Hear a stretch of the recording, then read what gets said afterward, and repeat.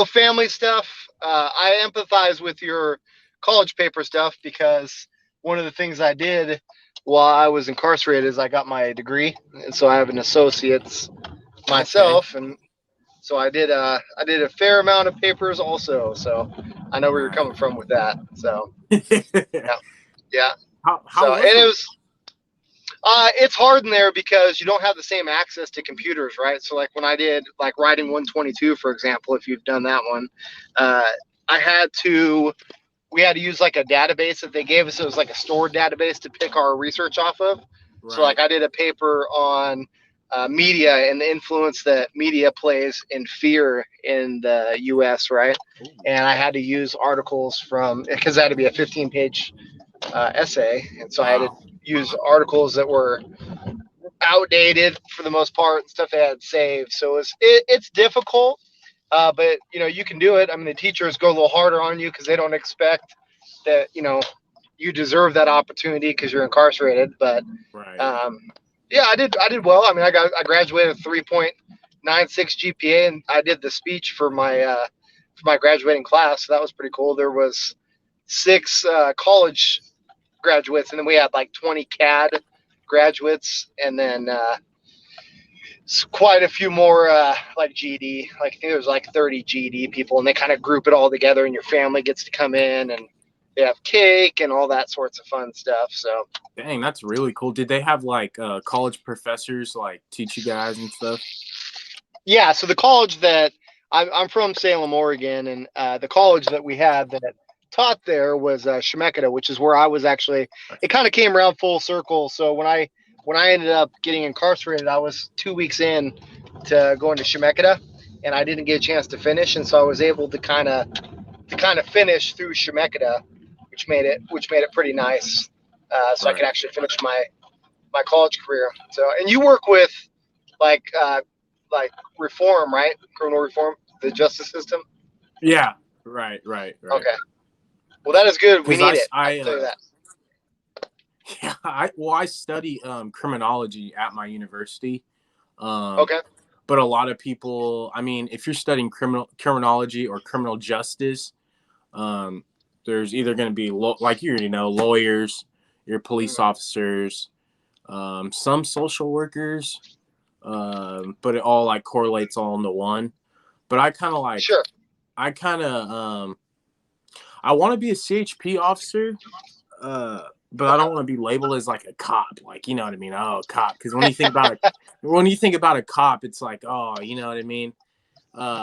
But now that I've been doing this YouTube stuff and like the whole prison like reform and talking about it, um, Yeah. talking about talking with people like their transition into society, how's it Sure. affected you? Was there programs given to you to make your transition more comfortable? Because things like this need to be talked about because society views people that have been in prison, oh, this person's so scary, oh, this person's bad, they did a crime, do the time, you Yeah. know what I mean? Like, but if you actually do the research and know the person, like how I'm talking to you, you're a cool Yeah. ass dude, you know what I mean? So it's like Appreciate it. Yeah. you can't you can't judge a book by its cover, you know what I mean? When these people that have been Sure. incarcerated are the most intelligent people because like, like for you example, you took advantage of your time. You went to school. I bet you read tons of books. You gained a lot of knowledge from people inside. So I mean, it's people are kind of they're dumbfounded sometimes when it comes to stuff like that. You know what I mean? But like I said, Jeffrey, I'm glad to have you on, man. It's truly an honor for taking your time out because I know you're busy. And yeah, man, it's truly a blessing. So I appreciate you for coming on here. No, absolutely. No, I appreciate it. It's an honor to be on here. It's I've seen a lot of your content, and I think it's cool. And I think what you're doing is obviously a good cause. I think that I think, like you said, people get kind of get overlooked, and people feel like, well, they're just going to be back there. They're a problem for society. I can just tell you for myself, I got in trouble when I was 18 for some burglaries. I happened to be riding in the car when they were committed. Didn't even know they were happening. Oregon law says there's no like aiding and abetting, and so because I was in the car, I ended up being just as guilty. I might as well have gone in the houses, and Mm, so I ended up getting 2 years. I had never no juvenile record, no nothing. 18 years old. So I went upstate to the Oregon State Penitentiary at 18. Got in some fights and stuff, and it just kind of learned a big lesson as far as like how big the world was, I guess, And I kind of got out and told myself, "Yep, I'm never doing that again." And right. I got out and was out until 2011, Wow. and ended up marrying a girl and got domestic, and it was just kind of a bad deal, man. I got $10,000 stolen out of my account, no bruises, no nothing, and I got convicted. Yeah, I got convicted. Oregon's a fun state. Her testimony was evidence, and that's all they had, and that's what I got. And so I was sentenced to 126 months in DOC, and I hadn't been in trouble in 10 years. I have full custody of my kids. I stay out of trouble, all that stuff. And so it was a little bit of a culture shock to go back from, being 20 when I got out last time to, going in at 29. I was like, Right. whoa, that's crazy. Or Was there like 30, I was 30, I guess. But go for it? Sorry, was Jeffrey. there Keep what? going. You're good. Keep going. No, go for it. What was your question? What was your I was question? gonna say when you went from 18 to 30, you went back in when you're 30, right? Yep. Was it like different? Like, did you see any of your people Way that were different. still there? Way different. Really? Yeah, actually, it's kind of funny. There's this blood guy, Killer Rob, probably one of the nicest dudes I've ever met. He's actually putting up for clemency. I hope he gets it. He stays out of trouble now. But anyways, he had told me when I left, because he has like 2 consecutive life sentences. He's like, "Hey, if you come back, I'm gonna be really mad," because I was a youngster, And when I came back onto the yard at OSP, where I was again, the Oregon State Penitentiary, and I went through like to backtrack a little bit. I went to 2 Rivers when I first fell, which is in Umatilla, and then they sent me to OSP to work at the call center, and I worked there and spent most of my time there. I spent my last 2.5 years at Sandy Am, except for the very last like 10 months I was at Deer Ridge which is a minimum. Sandy Am and Deer Ridge are minimums, and the OSP is obviously the penitentiary. But Deer Ridge, I went through the AIP program, which is like a cognitive program to knock some time off your sentence. I saved 10 months off my sentence through doing that. But yeah, he was there, and I saw him on the bench when I got to the yard. I'm like, oh man. And he's like, oh my gosh, you're back. And I was like, oh man, And so it was, yeah, you see people that are there, but I guess the biggest difference for me, and I stayed to myself in there, I was just me, where I just hung out with everybody. But for me in there, what was different was when I was in there when I was 18, there was barely any gangs. Like you'd have like the Crips and the Bloods, like the basic, like kind of street gangs. But that was pretty much it. Right. Uh, there was like one white gang maybe, and then when I came back this time, there was a bunch of them. And when I came the first time, you'd show up on the yard and you'd get like shoes, like someone bring you a package of shoes and all your like starter kit. And when I came this time, there wasn't that. There was a different focus. It didn't matter that I wasn't a sex offender. Like you didn't get that same kind of love. Like someone might show you around and be like, hey, this is this is that, but you didn't get that same. It was different in that sense. The people had changed in that sense, but still, the hardest part about prison is missing your family, in my opinion. Being away from your kid, that kind of thing. It wasn't difficult in Oregon. Like my brother did 8 years in Pollock, Louisiana, USP yard for the feds. In And Louisiana. that sounded like for the feds, it was a USP yard, so it's like the hardest yard you can go.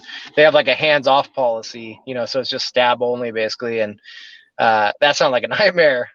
Oregon's not like that. Oregon's really like, I can only speak for Oregon because I've only been to Oregon, but as long as you kind of stay out of the way, then, basically you're fine, Right. So yeah, it was pretty easy.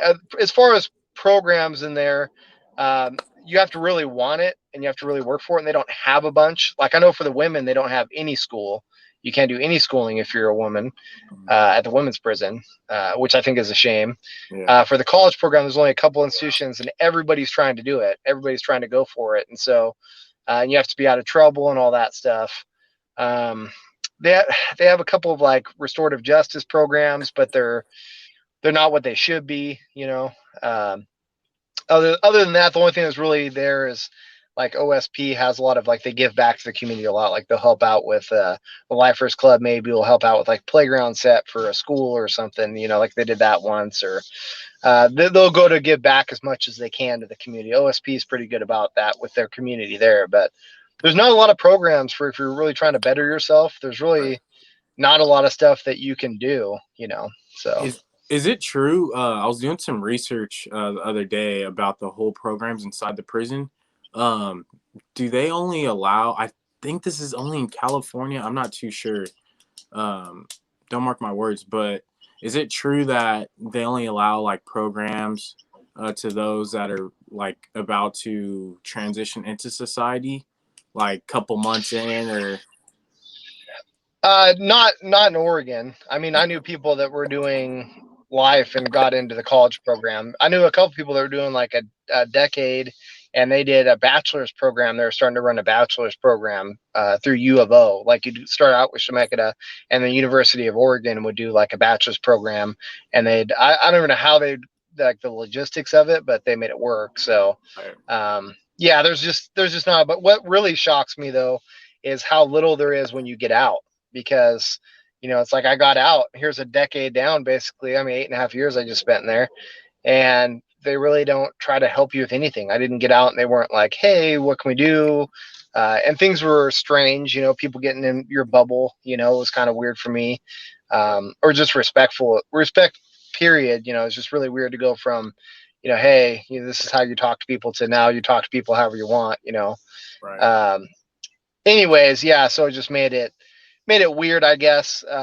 But yeah, they don't really give you a lot of resources to help out here. Your PO doesn't really, like I had a PO, my last PO before this one was good about asking, hey, do you need anything? But they wouldn't like offer stuff up. It wasn't like, right.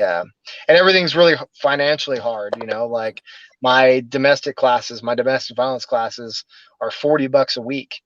Yeah, I got to go. And I Wow. have to take it for 15 months basically because you do a year of like classes every week. And then you do, like right now, I'm on my last 3 classes, which you can only do one a month. So it's like bam, bam, bam. So it's like $40 a week and $40 a month for parole, so it's Is like that out of your $200 a pocket? month. Yeah. Yeah. Mm, It's $200 a month for that. Now I got really fortunate. I have a lot of management background, so like I work at a radio station, and like I do the weather and the news and stuff, which is a job that obviously for somebody of my background normally I wouldn't get. right. Um, but Oregon has a law which comes in handy that you don't have to tell them unless they ask during an interview that you're a felon.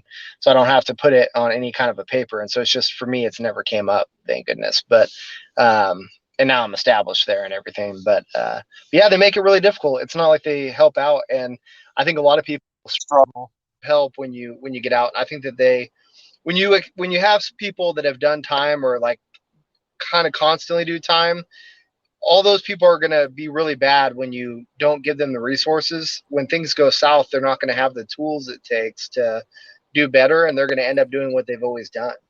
Right. Uh, and then they go right back into the system. So I think they really need to set some stuff up in place to kind of be a little bit more help to people when they release. Absolutely. And that's the thing too. That's why I always say the system is corrupt because I have evidence and research of why it's corrupt, on my opinion.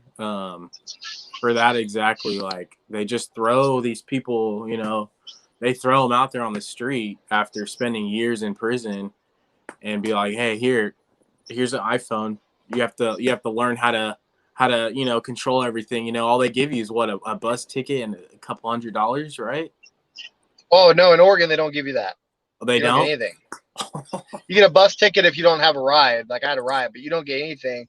And you're instantly expected, like they basically give you like 30 days to wait to do your classes, but they want you like in those classes. So you're like, and you've got a parole burden as far as like paying the parole fee like immediately. And so in Oregon, it's just like you're like right away expected to have that stuff. And yeah, I mean, shoot, when I left away to prison, my rent for a 1 bedroom apartment was $425 a month. When I came back, it was like 900 for that. Like, you got to prepare people for that. I'm like, you have to prepare Jeez. people to I mean, that's a huge, like, that's scary. And like the Yeah. wages haven't gone up that much, so then it's like, oh, now what do I do? So I did a lot of DoorDash and that sort of thing when I Right. first came home. Of course, I had to get my license again because my license had expired while I was in there. So I had to retake the driver's test and all that stuff. I got really fortunate because I have a lot of family help, a lot of people that didn't think I should have been there in the first place. And so I had a lot of support. That's not the same for a lot of people. I know that. So if it would have been for that, it would have been extremely difficult, especially with places to live or any of that. I mean, it's just, yeah, they don't, in Oregon, they don't let felons live in a lot of places either. And so you Right. have to find a private owner usually. So that makes it difficult. Yeah, Jeffrey, what were some of your restrictions like? Some of the guidelines that you had to abide by once you got released? Because it's not once you get released, you're free, right? Like, what was it? No, no, no. Like, well, I mean, I'll be honest with you. For me, they didn't have a bunch of them. Like until I started my class, they didn't want me in a relationship because of my domestic. So they'd say, like, we don't want you in a relationship. That went away pretty fast because I kind of stay out of trouble. Um, and what else do they really have? Nothing really. Like the class I'm in now, I'm not allowed to drink during it, but I don't have a drinking provision, so like I could, but I don't have an alcohol or drug problem either. Right. Obviously, no drugs, but they didn't have like a curfew for me or anything. It was, I mean, to be honest with you, even leaving AIP when you get the time off. That program, you're on trans leave where you're technically an inmate for like the first 90 days that you're out, and they can bring you back if Mm, you screw up in that 90 days. I didn't see my PO anymore or do anything more during that time than anything. So uh, it just makes it like interesting, I guess, that they don't have the restrictions that you would think they have. In Oregon, they just don't have that. I don't know if it's right. because they don't care. I don't. I mean, a lot of time it's just because you're a number. I mean, to them, I mean, they don't care. Like as an example, I guess I would say is my PO now. So I have my medical marijuana card, right? Because I have a screwed up neck from in there and stuff, and so I'm able to use that, right? And uh, I'm always pretty honest, and so when I moved out to the county I'm in, they restrict, and so I told them about it, and he was like, okay, but he's like, I'm gonna talk to your class, and if your class doesn't want you doing it, then I don't want you doing it either. And I was like, yeah, not a problem.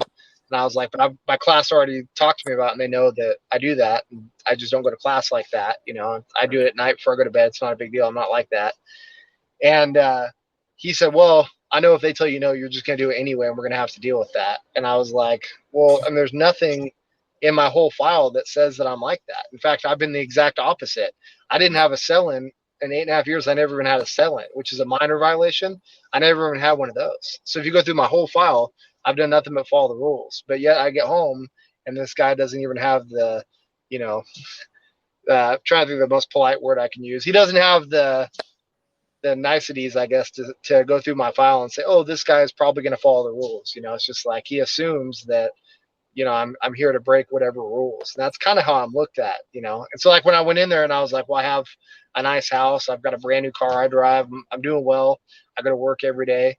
Uh, and he was giving me a hard time. And it's like, I mean, I think I'm doing pretty well out here, and he's just like, well, and he just gets on you about stuff. So, I think you deal with that a lot of generalizing. I mean, he's Right. obviously just considering me like everybody else that is on his caseload, or that Right. he's ever seen, So Jeffrey, now speaking about that, like like how hard they are on you guys, after you get out, do you think that's why some people refin just because it's like too much for them to handle?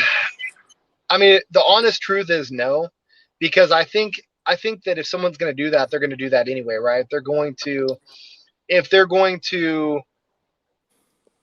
get in trouble, it's more going to be because they don't have the money. They don't, they're getting around drugs, that sort of thing. Like if somebody can really pressurize you into that, then it's going to happen anyway. I think if your attitude can be adjusted to make you reoffend, then you're probably in danger of that anyway. And that's what you should look at is your belief window, right? No, I don't think so. I mean, it's annoying. It's annoying when you Right. follow the rules and do what you say. But I mean, I don't want to sit on here and say that every inmate has every out, right? And that everything that the criminal justice system does is wrong, because then that would prove that it's not. Because that would prove that I'm just saying that, it's all bad. But what I can tell you is I don't think they give you enough tools, and I don't think they treat each person appropriately. In a lot of cases, I don't want to generalize either, but Right. I think that in a lot of cases, the POs treat you like you're a problem. And a lot of them don't like felons. And, if I didn't like dogs, I wouldn't go work at a dog groomers, Right. so. Right. But you get the same thing with COs in there too. They don't like inmates, but they're in there working with them. And it's like, you're not here to punish us. Right. We'd have to tell them all the time, we're not here to punish. You're not here to punish us. We're already being punished. You're just here to Yeah. make sure that we stay out of trouble. So leave us alone, basically. Right. Right. That's the thing too. Like, do you even think like some people even need prison? Like, don't you think that most of the people inside, the inmates, like they have a mental, like, mental issue or whatever going on in their head, and like how, what stuff triggers them? Don't you think there needs to be more counselors instead of COs in a way? Oh, well, yeah. Well, and the problem is in Oregon that they've actually like interwebbed the two together. So like they have mental units in the general population, and then some right outside in the same prison. They don't really send people to the mental institution anymore, and so you end up getting stuck with people that are shouldn't be there in the first place. Now they're sitting with everybody else in the prison. Yeah, I think they need to do a better job of filtering. I think our filter for our justice system is poor. I've definitely met people in prison during my time that should never be home. That I mean, I've met people. I was on the bus with a dude that it was his fifth time in prison, and he was bragging about knocking out his pregnant wife, and they had multiple kids, and it was his fifth time for assaulting the same lady, and and yeah, and he got 5 years, no parole. I got double the time he did with no evidence, and he admitted to his and got half the time for his fifth time doing it. And so, I mean, it's stuff like that. That should never be the case. Like, it should never be the case. And they shouldn't give people public defenders that won't listen to you, and they need to do a better job with that. I mean, that's another huge thing that I look at and say, okay, well, the state has the best lawyer you can get. The state's using the best lawyer they got to go at you, and you're getting the worst lawyer you got. I mean, it literally be like, uh, like playing an NBA team with a high school team. I mean, that's pretty much what it equates to, honestly. And they have everything at their disposal. If I go pay for an attorney, I'm going to pay every time they send off a letter or do any of that. And for them, I mean, they'll just do it all day long. Right. And I think it's kind of a conflict of interest that the DA is co-workers with the judge. So it's like they see each other every day, and they work together, and then they're the ones that sentence you. So it's like this whole group is trying to see if they vote you off the island, but they all work together. They don't like you on the island anyway, and so I think that's all really corrupt, and I think there's definitely a better filter that needs to be put on. Will we ever get one? I don't know. I don't know. The world's pretty crazy. It's a business. They have private prisons, everything else, and so I think that we're probably stuck where we're at. The best we can hope for is putting some more programs in place for when they get out and when they're in. I don't know how much of those we'll get. They cut those back. They cut a lot of those while I was in there too. So now in Oregon they do like what they call an acre score. So like when you come in, you're scored on your possibility of reoffending, and if you're a low acre score, which is most of the population, then you are told that you're intelligent enough to find out answers on your own, and your counselor is a case-based counselor, and you should only contact them if you absolutely can't find the answer.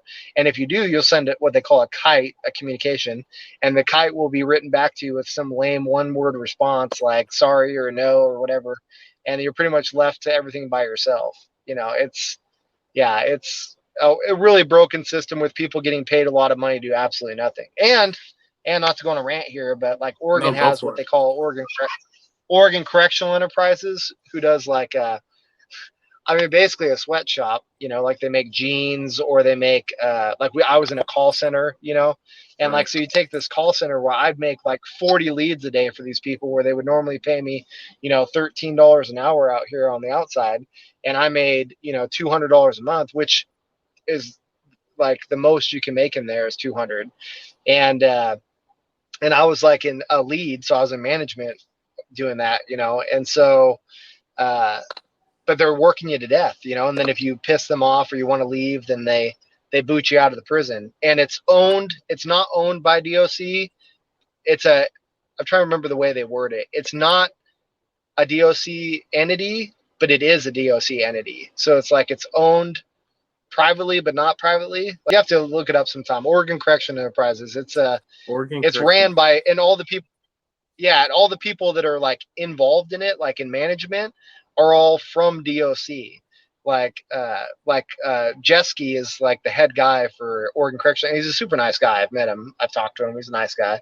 But he used to be part of the Oregon Youth Authority with Colette Peters, who is the director of DOC for Oregon. And so they were in bed together, basically, you know. And so that's a conflict of interest, you know. And they get paid just like Canteen, and I don't know if it's like this in other states, but in Oregon, they have a no compete, and then guards have shares for Canteen. Like it's like part of their paycheck, they get money for like their share of Canteen, and so they don't let anyone. You can't buy anything; it's a monopoly. You have to buy it from that Canteen list. We don't get packages in Oregon or any of that, you know. And so, like I have a buddy that I talk to still is doing life without there right now, and he.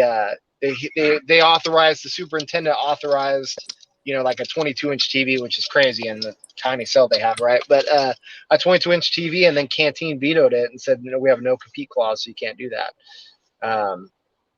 Yeah. Anyway, so it just makes it extra hard. So, Yeah, that's but I can't complain. Yeah, I can't complain. It was Oregon's an easy place to do time. To me, it's just more about missing your family, you know. right. I mean, it wasn't. I would never walk through and be like, "This is really scary." I mean, I've seen people get stabbed right in front of me. I guess, you know, and I've seen 2 riots while I was there. We had like a 140-person riot the first time, and that stuff is unnerving. You know, you're like, "Ooh, geez," you know. It's like you can feel the tension in the air. I've seen tons of fights, obviously, but still, I mean, it's no more than someone running up and pulling a gun up out here on you. Prison's not what people make it out to be. And so we filter all these people that we call bad people into there, and it's not what everyone thinks it is. You know, Right. it's just not. And so, anyways, yeah, we're sending a bunch of people to a place that we don't even know what it is, giving them nothing, and then send them out expecting them to be different, and you're not going to get different results. You know. Exactly. So, Absolutely, Jeffrey. Man, Jeffrey. Absolutely right, man. For your first time like yep. going inside prison, what was that like? Like how was that experience like, you know? Well, I'll tell you, I actually talked about this in my speech for college. And I said that everything happens like when I was in county and I was waiting to go to prison. My dad, I was crying. It's like, man, 126 months, you know, I don't know how I'm going to do that. And my dad was like, look, I remember being 18 like it was yesterday. I remember the day you were born. He's like, life happens in the blink of an eye, right? And Right. so he was like, we talked about it, and I was like, you have to maximize your blink, right? And so, like, I remember sitting there at Two Rivers in Umatilla, you know, 5 hours away from anyone that I loved, looking out this tiny window in some crazy celly, you know, and I was in a crazy unit, and looking out the window, like, this is never going to end. You know, that's what my thought was. I was like, man, I cannot believe that this is just going to happen forever. You know, Right. and anyways, it ended. I maximized my blink, and it's over. Your first day in, and like how's that? How did you manage to you know, transition into a whole other world, you know, which is prison? How was that? Like When I having to transitioned to what you're cutting out, sorry. when you like I mean coming from never being a, you know, never having a first offense or any of that, and then, you know, bang, that happened when you're 18, and then you had to get sent to prison, and then in county to prison. How did you manage? And then like you see all these like notorious dudes. What did you like? How was that like?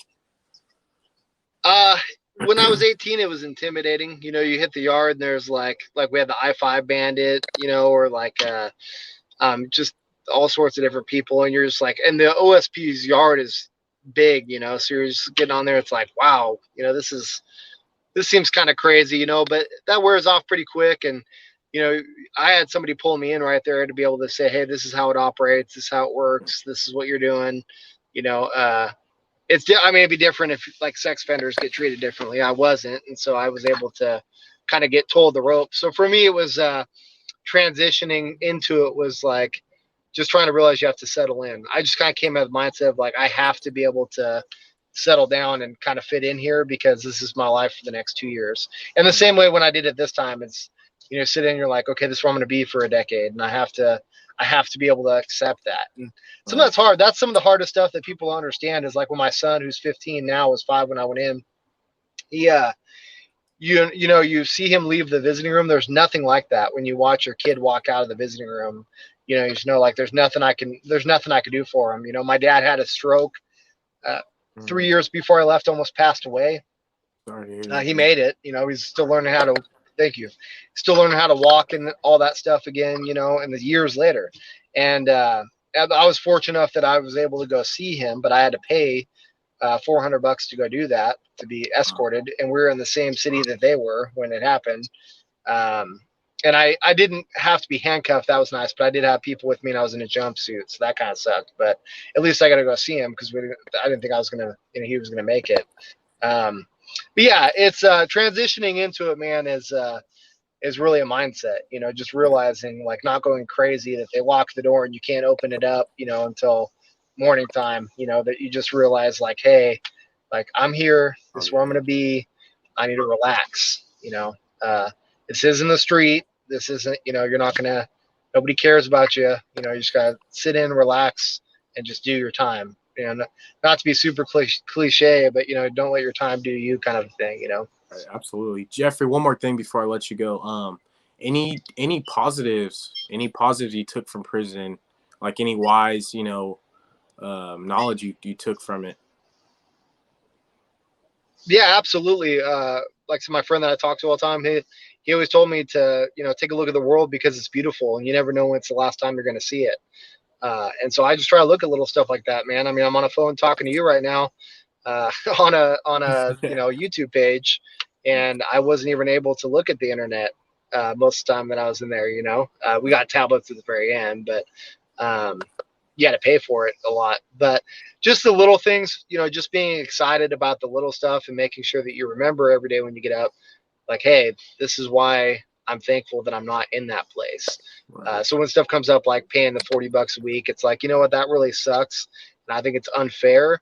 But at the same time, look at all this cool stuff that I get to do besides that, So just, again, it's all a mindset, man. And you're your own worst enemy. I mean, you could be anywhere. I mean, I know lots of people that are in a prison without ever having to go to prison, just because of their mindset. So I think that's really important to just always stay positive. So that's kind of what I took out of it. Is just remember the little stuff is beautiful, man. And just remember that, to be thankful to be out here enjoying it, and just kind of live every day like that, and not get complacent or feel like, I take stuff for granted. Cause I think when you take stuff for granted, then it hurts that much worse when you lose it, so. Absolutely, Jeffrey.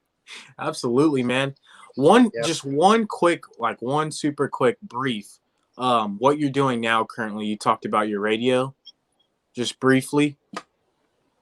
Oh, you cut out. You still there? Oh yeah, can you hear me? Yeah, real quick, Jeffrey, just talk about briefly, like maybe about a minute or so, about what you're doing now, like your radio, right? Yep. It sounded like you said what I'm doing now, so I'll say that. There we go. Okay, we're back now. Yeah. So I work at a radio station. I do the weather and the news. I do some ads. I do some sales for them. My son lives with me. I live a quiet life, which is good. I don't cause any trouble, get any trouble. Just bought a brand new car, which is nice. Nothing fancy, but it's brand new, so I like that. Right. I actually just bought a autographed Emmitt Smith helmet. I'm a huge Cowboys fan, so I got a autographed Emmitt Smith helmet hanging up on the wall. So just doing good, man. Enjoying the little stuff, and going to work every day and living a boring life, which equates to a prison-free life. Right. The more boring, the better. So.